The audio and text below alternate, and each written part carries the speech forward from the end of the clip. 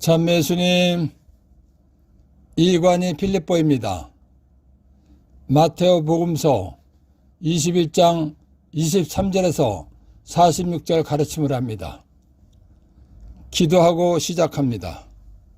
성부와 성자와 성령의 이름으로 아멘.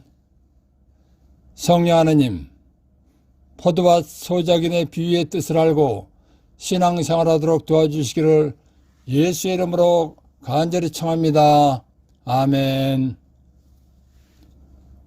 21장 23절에서 27절. 예수님께서 성전에 가서 가르치고 계실 때 수석사제들과 백성의 원로들이 예수님께 다가와 말하였다. 당신은 무슨 권한으로 이런 일을 하는 것이오? 그리고 누가 당신에게 이런 권한을 주었소? 그러자 예수님께서 말씀하셨다. 나도 너희에게 한 가지 묻겠다. 너희가 나에게 대답하면 나도 무슨 권한으로 이런 일을 하는지 너희에게 말해주겠다. 요한의 세례가 어디에서 온 것이냐? 하늘에서냐? 아니면 사람에게서냐? 그들은 저희끼리 의논하였다. 하늘에서 왔다 하면 어찌하여 그를 믿지 않았느냐 하고 우리에게 말할 것이오.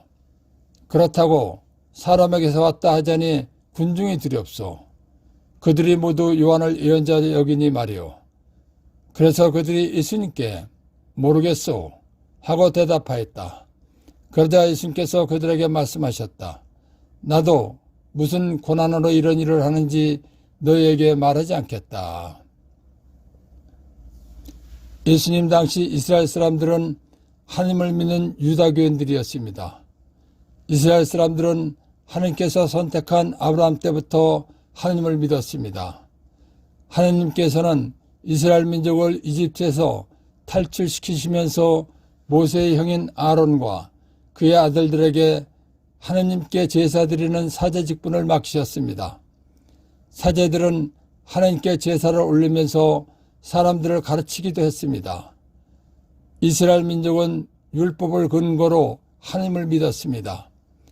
율법을 근거로 하나님을 믿는 이스라엘 민족 중에는 하나님의 법인 율법을 전문으로 공부한 율법학자들이 생겨났습니다.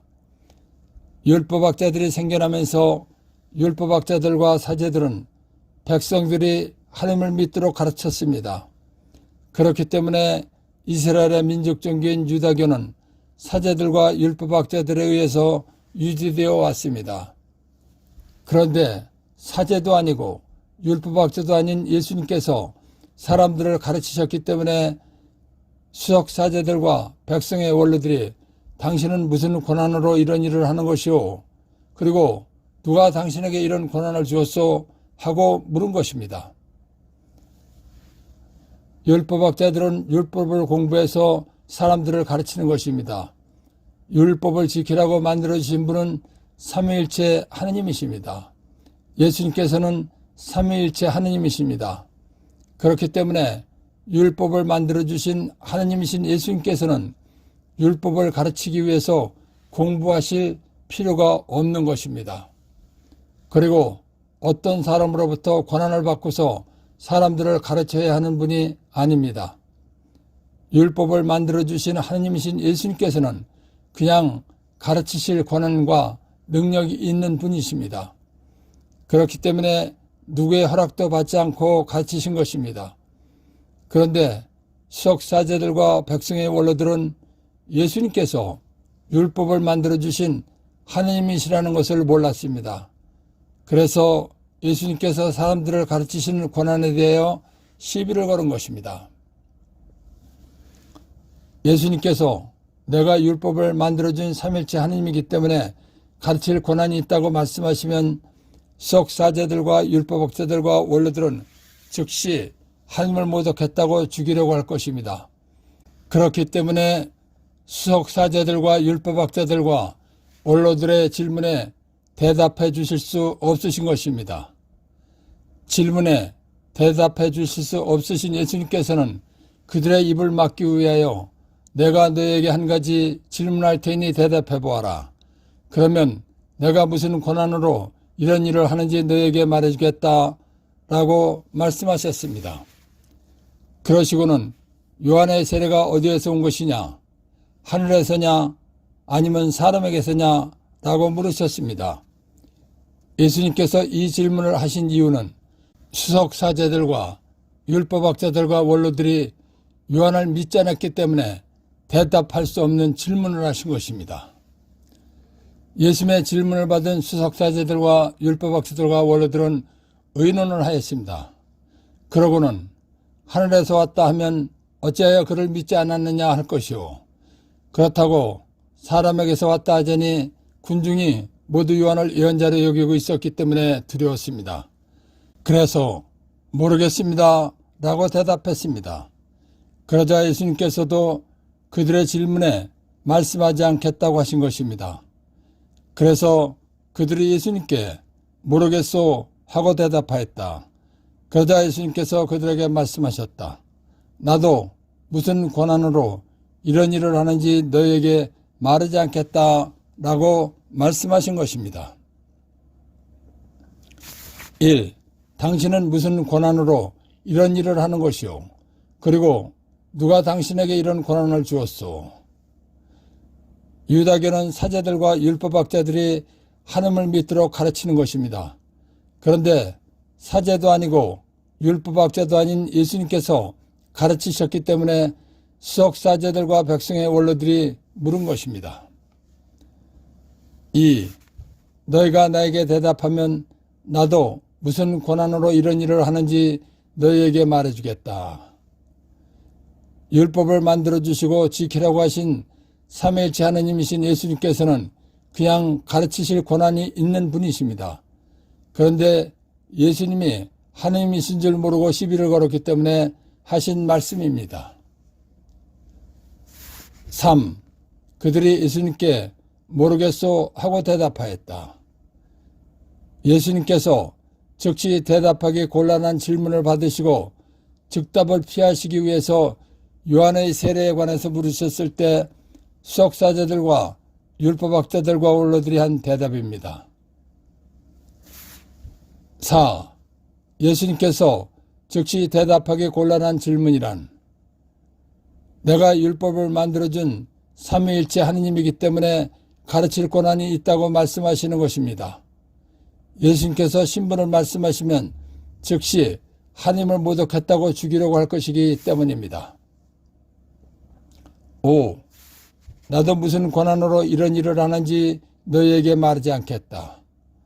수석사제들과 율법학자들과 원로들이 예수님의 질문에 대답하지 않았기 때문에 예수님께서도 그들의 질문에 대답하지 않겠다고 하신 말씀입니다.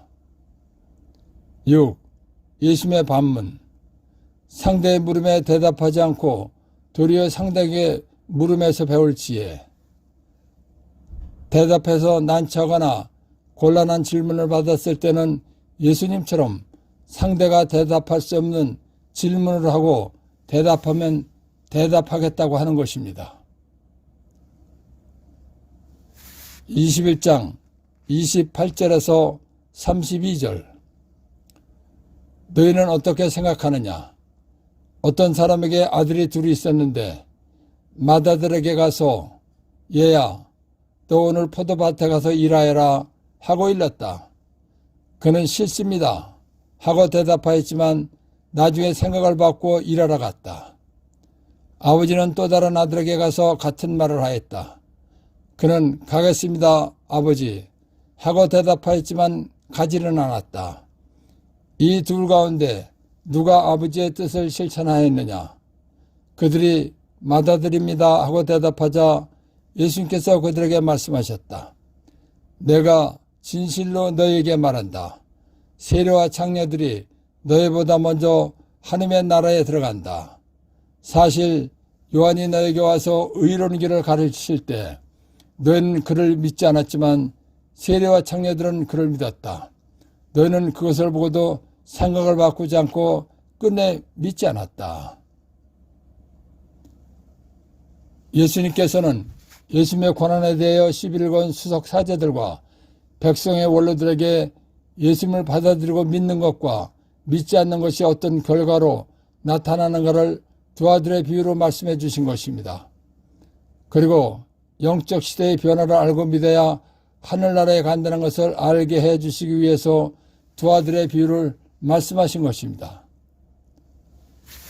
사람을 창조하시고 사랑하시는 하느님께서는 아담이 원죄를 지음으로 인해서 지옥에 가게 되자 인간 구원 계획을 세우셨습니다. 그리고 이스라엘 민족을 택하시고 계약을 맺으셨습니다. 그 계약이 구약입니다. 구약의 핵심은 율법입니다. 구약의 목적은 인간을 구원할 메시아, 구원자를 보내주신다는 것입니다. 구약의 율법은 메시아가 오실 때까지 하느님을 섬기며 사람들이 지켜야 할 법입니다. 하느님의 약속인 구약의 목적대로 메시아이신 예수님께서 이 세상에 오셨습니다. 하느님의 약속대로 메시아이신 예수님께서 오심으로 인해서 구약의 약속은 끝난 것입니다. 구약의 약속이 끝남과 동시에 새로운 영적 시대가 시작된 것입니다. 새로운 영적 시대는 신약, 예수님 시대입니다.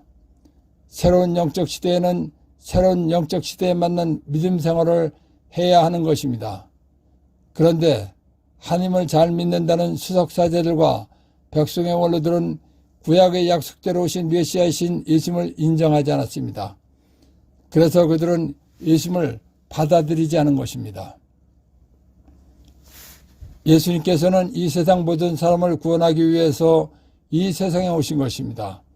그래서 수석사제들과 백성의 원로들도 구원받게 해주시려고 두 아들의 비유를 이야기해 주신 것입니다. 율법으로 볼 때 세리와 창녀는 절대로 구원받을 수 없다고 생각되는 사람들입니다. 그런데 세리와 창녀들은 세례자 요한의 말을 듣고 회개했습니다. 그리고 예수님을 믿었습니다. 그래서 세리와 창녀들이 하느님 나라에 들어간다고 말씀하신 것입니다. 또한 이 말씀은 수석사제들과 백성의 원로들에게 영적 시대가 바뀌었으니 이제는 예수를 믿어야 구원받는다는 것을 알게 해주신 것입니다. 예수님께서는 율법을 잘 지키는 수석사제들과 백성의 원로들에게 요한의 말을 듣고도 예수를 안 믿었기 때문에 하늘나라에 들어간다는 말씀을 하지 않으셨습니다. 그런데 죄인으로 낙인 찍힌 세리와 창녀들이 요한의 말을 듣고 예수를 믿었기 때문에 하느님 나라에 들어간다고 말씀하셨습니다. 율법을 잘 지켰다는 것은 착하게 살았다는 것입니다. 율법을 잘 지킨 착한 사람들에게는 예수를 믿지 않았기 때문에 하늘나라에 들어간다는 말씀을 하지 않으신 것입니다.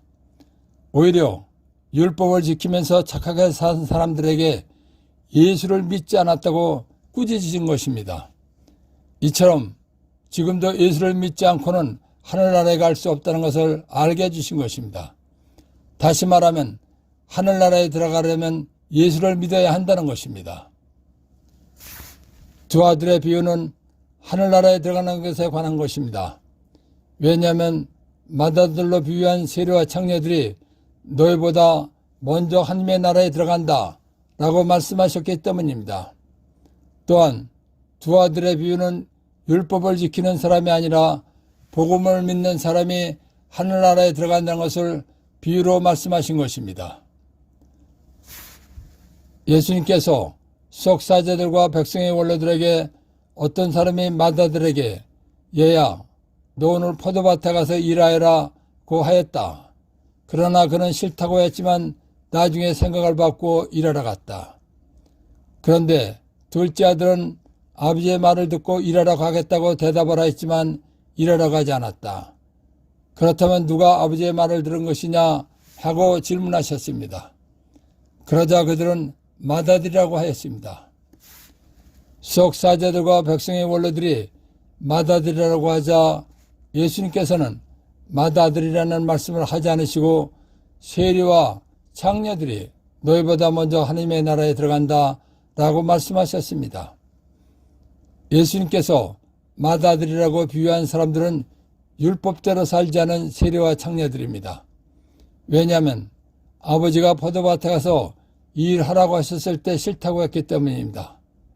즉 세리와 창녀들은 율법을 지키지 않고 살던 사람들입니다. 그런데 세례자 요한이 회개하고 복음을 믿으라고 했을 때 그들은 회개하고 세례를 받았습니다. 그리고 예수님을 믿었습니다. 그렇기 때문에 마다들로 비유된 세리와 창녀들이 하늘나라에 들어간다고 말씀하신 것입니다. 예수님께서 작은 아들로 비유한 사람들은 수석사제들과 백성의 원로들입니다. 수석사제들과 백성의 원로들은 율법을 믿으면서 메시아가 오기를 기다렸습니다. 그리고 메시아가 오시면 믿겠다고 한 사람들입니다. 그런데 세례자 요한이 메시아이신 예수님을 믿겠지만 믿지 않았습니다. 심지어는 세리와 창녀들이 세례자 요한의 말을 듣고 예수님 믿는 것을 보고서도 믿지 않았다는 것입니다.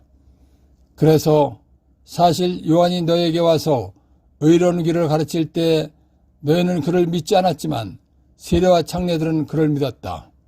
너희는 그것을 보고도 생각을 바꾸지 않고 끝내 그를 믿지 않았다라고 말씀하신 것입니다. 1. 두 아들의 비유. 하늘나라 들어가는 것에 관한 것입니다. 2. 비유에 나온 마다들이란 율법대로 살지 않고 죄인으로 살다가 요한이 의로운 길을 가르칠 때, 즉 회개하고 복음을 예수를 믿으라고 했을 때 회개하고 세례를 받은 세리와 창녀들입니다. 3. 비유에 나온 작은 아들이란 율법을 지키면서 하느님 약속 말씀대로 메시아들을 기다린 수석사제들과 율법학자들과 백성의 원로들입니다.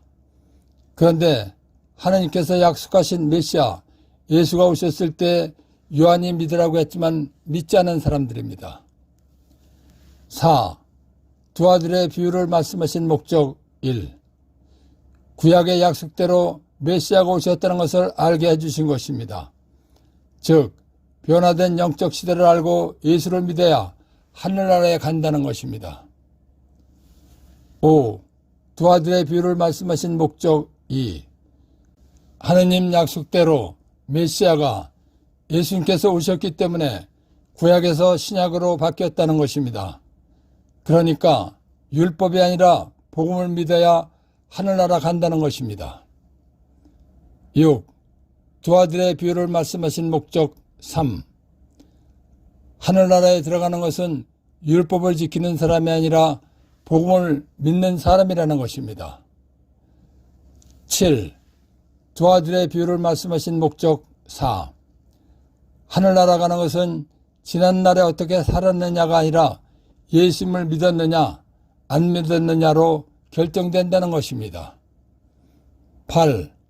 두 아들의 비유에서 발견한 보물. 예수님 믿고 죄에서 구원받아야 하늘나라 간다는 것입니다. 죽는 날까지 흔들림 없이 예수님 믿으면 하늘나라 간다는 것입니다. 21장 33절에서 46절. 다른 비유를 들어보아라.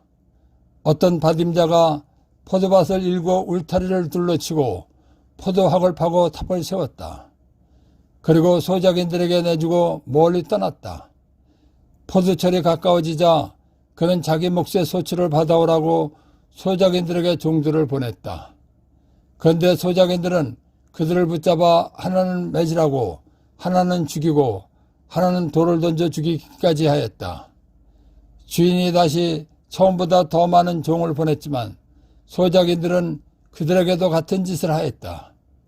주인은 마침내 내 아들이야 존중해 주겠지 하며 그들에게 아들을 보냈다.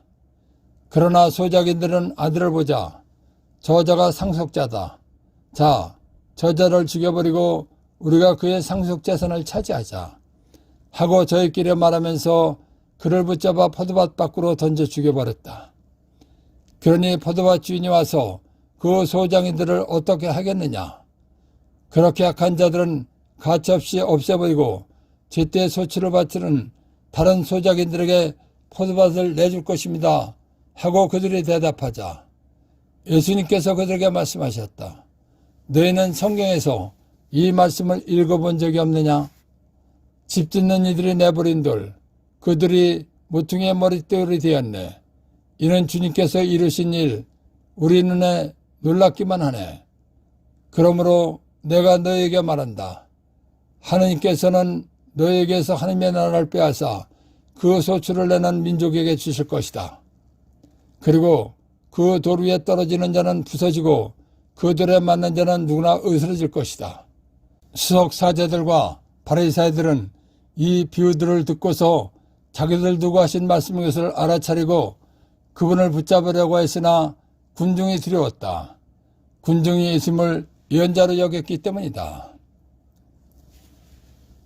역대기 2서 24장 18절에서 22절.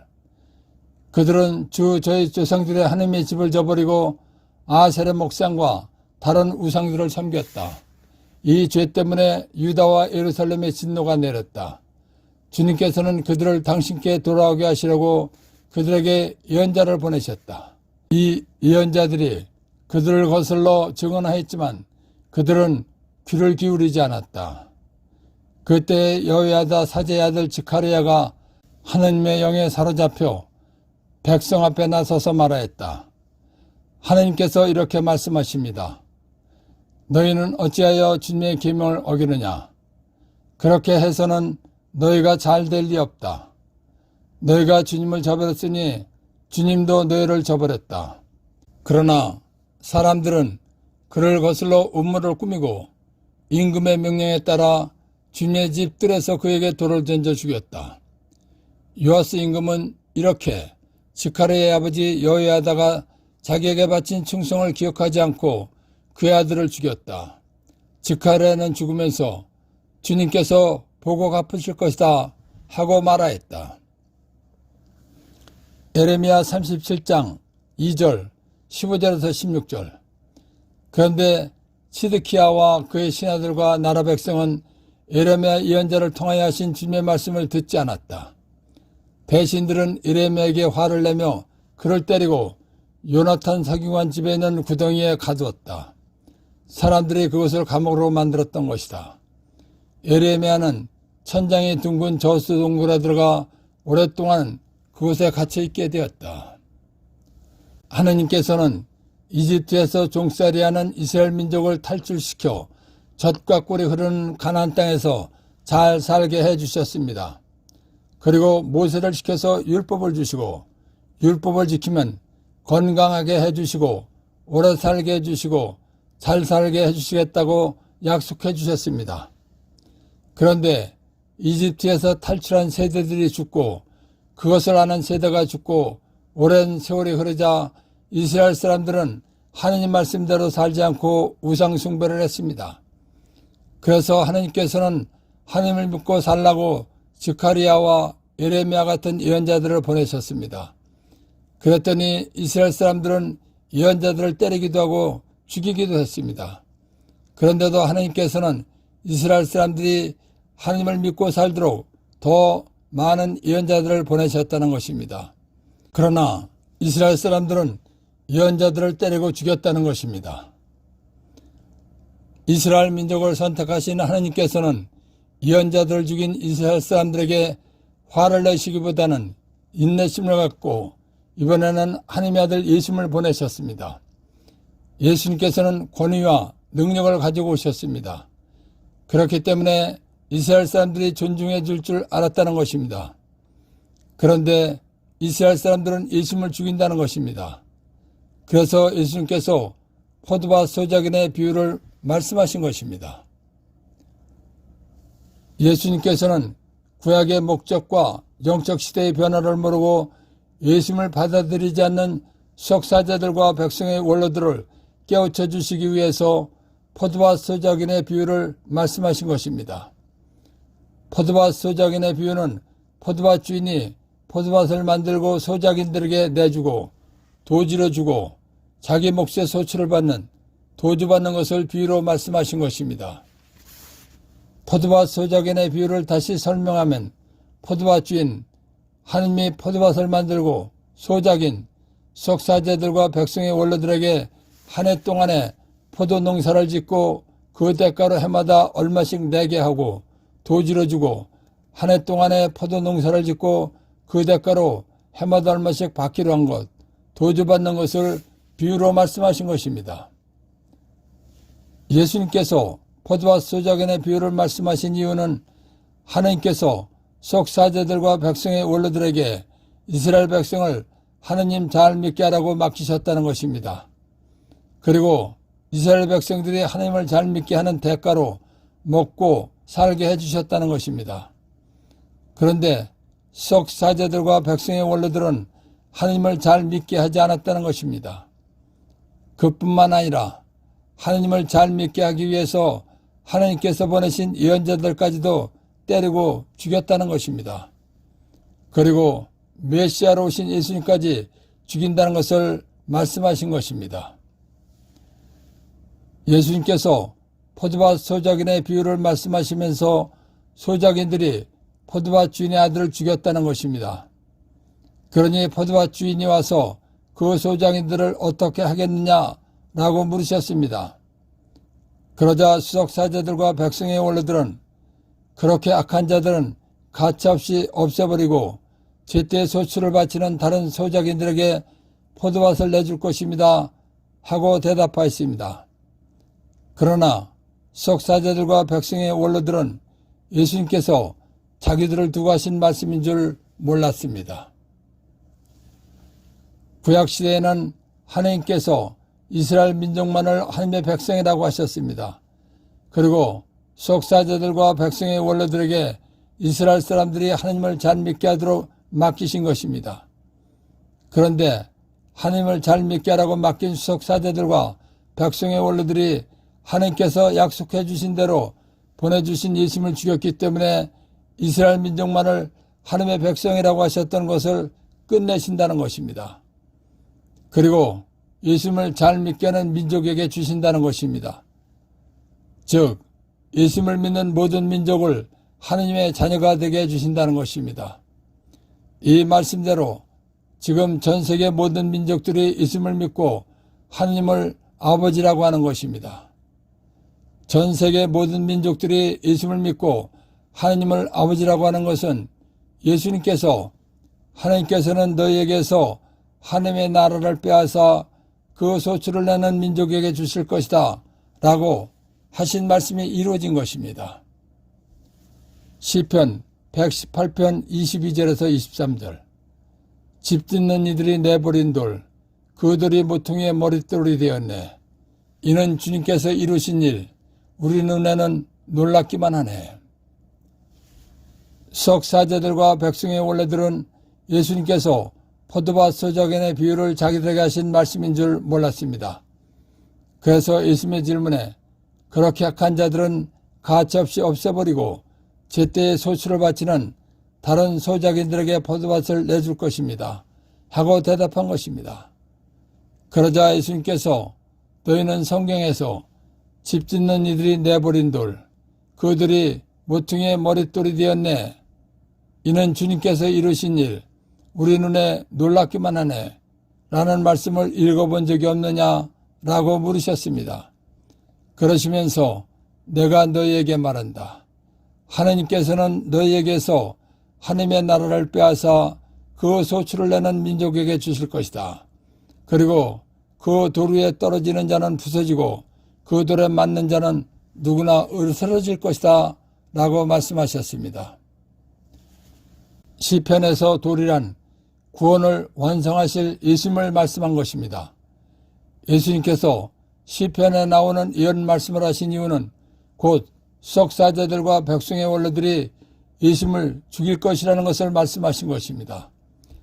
속사제들과 백성의 원로들이 예수님을 죽이면 예수님께서는 구원의 집을 짓는 데 가장 중요한 모퉁이의 머릿돌이 되신다는 것입니다.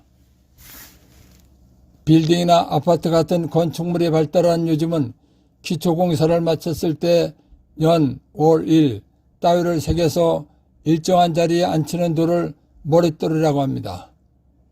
그러나 빌딩이나 아파트 같은 건축물이 발달하기 전인 옛날에는 주춧돌 위에 집을 지었습니다.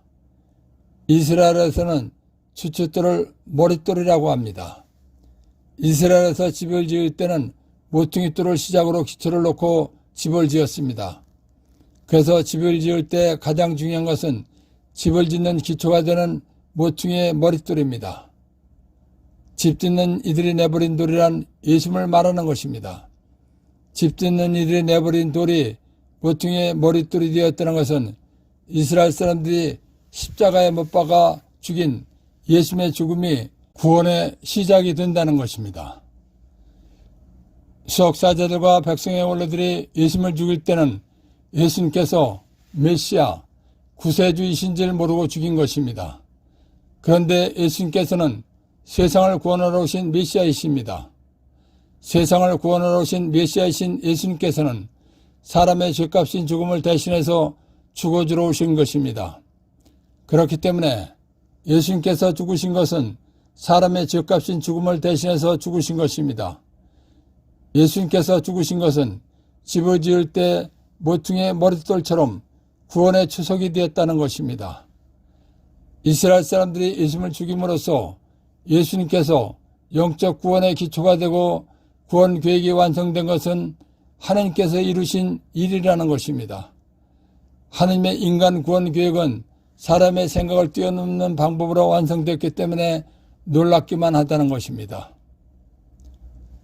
수석사제들과 백성의 원로들은 예수님께서 시편 말씀을 하신 다음에야 예수님께서 포도밭 소작인의 비유 말씀과 시편 말씀을 하신 것이 자기들을 두고 하신 말씀이라는 것을 알았습니다. 그래서 예수님을 붙잡으려고 했으나 군중이 예수님을 예언자로 여겼기 때문에 군중이 두려워서 붙잡지 않았다는 것입니다. 그래서 수석사제들과 바리새인들은 이 비유들을 듣고서 자기들을 두고 하신 말씀인 것을 알아차리고 그분을 붙잡으려고 했으나 군중이 두려웠다. 군중이 예수님을 예언자로 여겼기 때문이다 라는 것입니다. 1. 소작인, 남의 땅을 빌려 그 대가를 지불하고 농사짓는 사람입니다. 2. 소작인들에게 내주다, 도지로 주다. 소작인에게 밭이나 논을 한 해 동안 빌려주고 그 대가를 받기로 하다. 3. 자기 몫의 소출을 받아오다, 도주를 받아오는 것. 소작인에게 밭이나 논을 한 해 동안 농사짓게 빌려주고 받는 대가를 받아오는 것입니다. 4. 비유란 어떤 현상이나 사물을 직접 설명하지 아니하고 다른 비슷한 현상이나 사물에 빗대어서 설명하는 것입니다. 5. 집 짓는 이들이 내버린 돌, 그 돌이 모퉁이의 머릿돌이 되었네. 유다인들이 예수님을 죽인 것이 구원의 집을 짓는 데 가장 중요한 모퉁이의 머릿돌이 되셨다는 것입니다. 6. 모퉁이의 머릿돌이란 이스라엘에서 집을 지을 때는 모퉁이돌을 시작으로 기초를 놓고 집을 지었습니다. 그러니까 머릿돌이란 집을 지을 때 가장 중요한 것입니다. 7. 이는 주님께서 이루실 일, 우리 눈에 놀랍기만 하네. 이스라엘 사람들이 예수님을 죽임으로써 예수님께서 영적 구원의 기초가 되고 구원 계획이 완성된 것은 하나님께서 이루신 일이라는 것입니다. 하나님의 인간 구원은 사람의 생각을 뛰어넘는 방법으로 완성되었기 때문에 놀랍기만 하다는 것입니다. 8. 하나님께서는 너희에게서 하나님의 나라를 빼앗아 그 소출을 내는 민족에게 주실 것이다. 하나님께서 구약시대에는 이스라엘 민족만을 백성이라고 하시면서 약속해 주신 대로 메시아를 보내주셨습니다. 그런데 메시아를 죽였기 때문에 백성이라고 하셨던 것을 끝내셨다는 것입니다. 그리고 예수님을 잘 믿는 모든 민족을 하나님의 자녀가 되게 해주신다는 것입니다. 9. 포도밭 소작인의 비유를 말씀하신 이유. 구약의 목적과 영적 시대의 변화를 모르고 예수님을 받아들이지 않는 수석사제들과 백성의 원로들을 깨우쳐 주시기 위해서 말씀하신 것입니다. 10. 포도밭 소작인의 비유에서 발견한 보물. 하나님께 받은 직책이나 직분을 충실하게 실천하면 복을 받고 산다는 것입니다. 그러나 하나님께 받은 직책이나 직분을 충실하게 실천하지 않으면 복이 떠나간다는 것입니다. 포도밭 소작인의 비유의 뜻을 알고 신앙생활하도록 도와주신 성령 하나님과 하나님 아버지와 예수님께 감사의 큰 박수를 드립시다. 아멘.